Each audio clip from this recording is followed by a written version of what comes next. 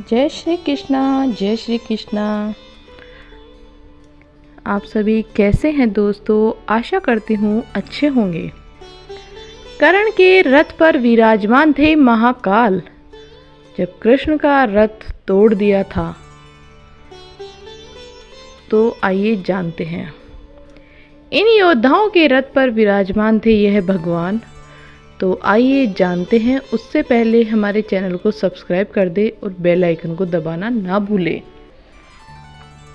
महाभारत एक ऐसी धर्म गाथा जिसमें अत्यंत शक्तिशाली देवपुत्र योद्धाओं ने जन्म लिया, जिनके पास ऐसे अस्त्रों का ज्ञान था जिसे प्राप्त करना किसी मायावी असुरों के बस में नहीं था। ऐसी भयानक शक्ति एक साथ अगर पूरे ब्रह्मांड में छोड़ दी जाती तो शायद पूरी सृष्टि का विध्वंस हो जाता, परंतु यह होना असंभव था, क्योंकि एक ऐसा मनुष्य, एक ऐसा योद्धा या फिर भगवान जिनके कारण ऐसा होना असंभव था।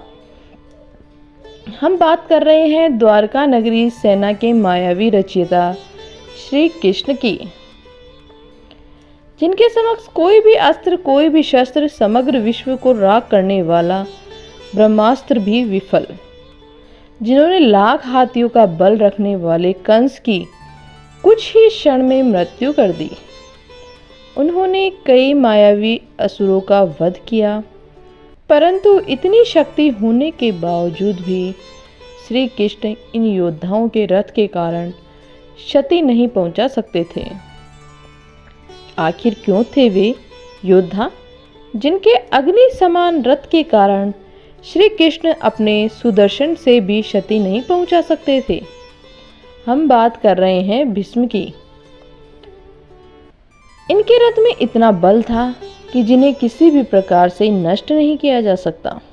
उनके रथ में इतनी शक्ति थी, यदि भीष्म अपने रथ से नीचे उतरकर समर्पण नहीं करते तो उनकी मृत्यु अनिश्चित थी। उनके रथ में 6 प्रकार के अश्व थे, जिनकी शक्ति का अंदाजा हम इसी से लगा सकते हैं। जब वे अश्व चलाते थे तो धरती हिलने लगती। जिनके अश्व की मात्र एक टक्कर से बड़े हाथी गिर जाते थे।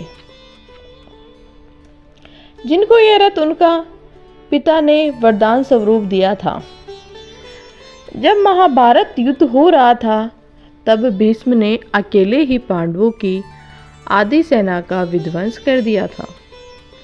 तब पांडवों ने पितामह भीष्म के समक्ष कुचकाहा व्यूह खड़ा कर दिया, यानी हाथियों से निर्मित चक्रव्यूह।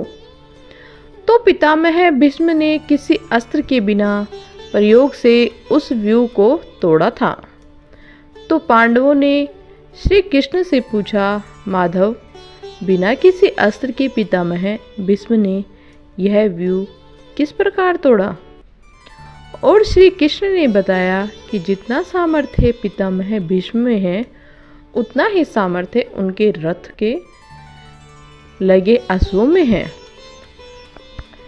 रथ में लगे उनके एक अश्व 22 हाथियों के बराबर। वे अकेले ही समग्र सेना का सामर्थ्य रखते हैं। तभी पांडव कहते हैं, परंतु माधव, ऐसे तो हम पितामह भीष्म को अपने किसी भी व्यूह से नहीं रोक सकते। तभी श्री कृष्ण कहते हैं, जिस प्रकार वन में लगी भयंकर आग को बादल प्राप्त वर्षा से रोका जा सकता है, उसी प्रकार कुरुक्षेत्र में पितामह भीष्म के बल को तोड़ने के लिए शिखंडी है हमारे पास। जब शिखंडी रणभूमि में पितामह के सामने होगा तब अवश्य ही पितामह को शस्त्र का त्याग करना होगा। इनके कारण ही पितामह की मृत्यु होगी। अब बात करते हैं महाभारत के दूसरे योद्धा की, जिनके रथ में भीष्म के रथ से भी ज़्यादा शक्ति थी, परंतु उनकी मृत्यु का कारण उसी का रथ बना। ऐसा महान योद्धा यदि वो चाहता तो समग्र ब्रह्मांड को अपने अधीन कर सकता था।